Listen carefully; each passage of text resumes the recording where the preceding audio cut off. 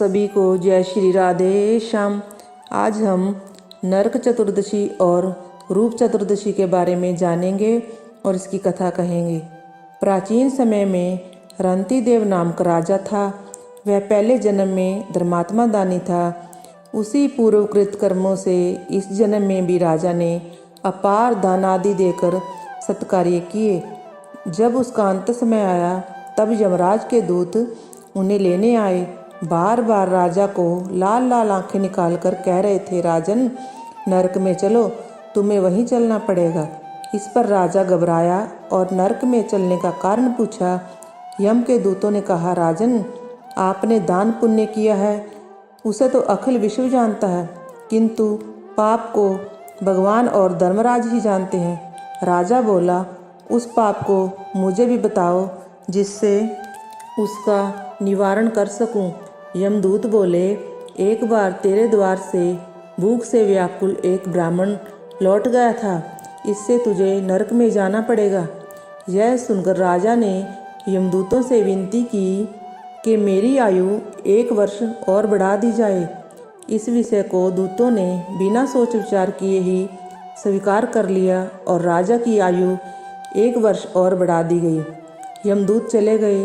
राजा ने ऋषियों के पास जाकर इस पाप से मुक्ति का उपाय पूछा तो ऋषियों ने बताया, हे राजन, कार्तिक कृष्ण पक्ष चतुर्दशी को व्रत रहकर भगवान कृष्ण का पूजन करना, ब्राह्मणों को भोजन कराना तथा दान देकर सब अपराध सुनाकर क्षमा मांगना, तब तुम पाप मुक्त हो जाओगे।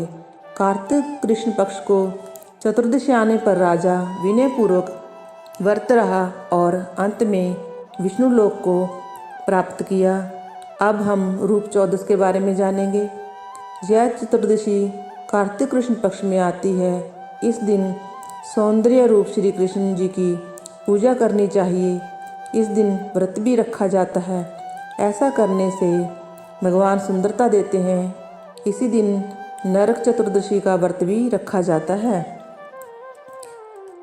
एक समय भारतवर्ष में हिरण्यगर्भ नामक नगर में एक योगी राज रहते थे। उन्होंने मन को एकाग्र करके भगवान में लीन होना चाहा, अतः उन्होंने समाधि लगा ली।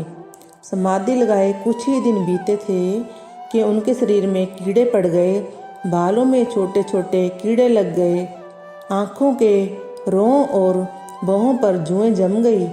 यह दशा उन योगीराज की हो गई कि योगीराज बहुत दुखी रहने लगे। इतने में ही वहाँ नारद जी घूमते हुए वीणा और खड़ताल बजाते हुए आ गए। तब योगीराज बोले, हे भगवान, मैं भगवान के चिंतन में लीन होना चाहता हूँ, परंतु यह दिशा क्यों हो गई।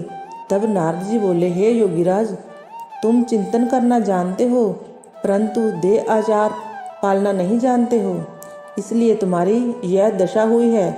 तब योगीराज ने नारद जी से देह आचार का विषय में पूछा।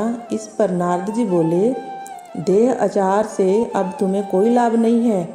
पहले तुम्हें जो मैं बताता हूँ उसे करना, फिर देह आचार के बारे में बताऊँगा।